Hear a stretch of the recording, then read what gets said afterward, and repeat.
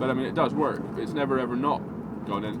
It's just you have to push it slightly harder than the other buttons. So it may be that it's on its way towards being broken, that it's not broken at the moment. But anyway, I mean, because obviously these vehicles have been out of production since 1991, so it actually was quite a long model run. I think they made these from 1964, 65, maybe 68 until 91, so it was a long model run. So they started off as a Kaiser vehicle. They were then pretty much continued production without many modifications under AMC, and then even Chrysler, when they bought Jeep in 1987, this was pretty much the one model they continued with. I mean, obviously the Wrangler as well, but they revised the Wrangler quite significantly when they went from the YJ to the TJ in 96, 97.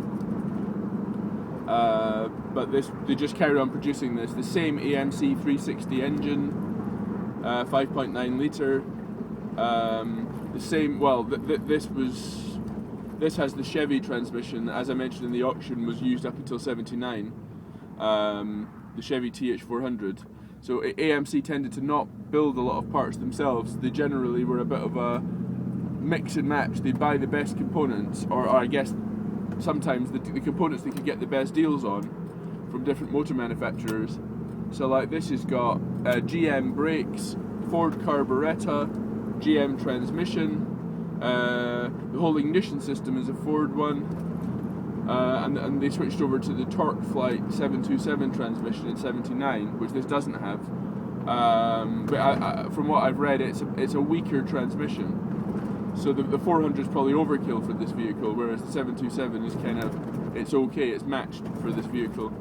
Yeah, so they switched over to that, and I think that's a Chrysler transmission. So this is, so obviously the TH400 wouldn't natively mate with this engine, but this has a special version of the transmission made that does mate with this engine. So yeah, it sounds like a bit of a mix and match, but this is all original. This is how it came from the factory. I mean, obviously it's been maintained over the years and parts changed. None of the hoses are original. Hopefully none of the belts are original. They certainly don't look original. Actually, I noticed the belts have Volvo stamped on them, so that the previous owner has fitted Volvo belts. Obviously they're the right size. Because obviously AMC has been out of existence since 1987, so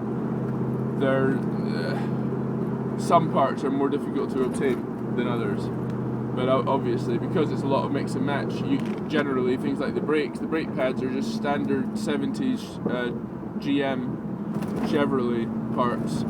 So as long as you know the parts to ask for, because if you go in and say you've got a 79 Jeep, they'll be looking up Chrysler parts, and you say no, it's not Chrysler.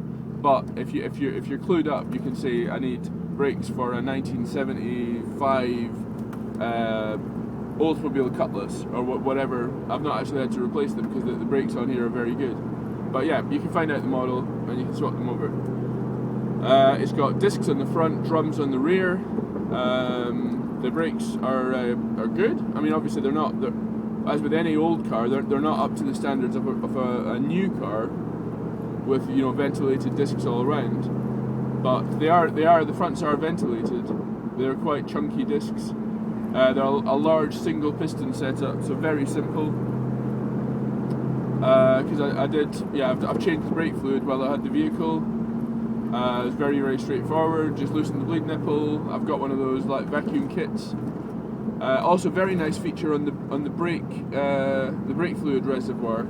Obviously, modern vehicles have got the transparent plastic reservoir, but this vehicle's got which I like, a really old school metal container with the metal lid that clamps on.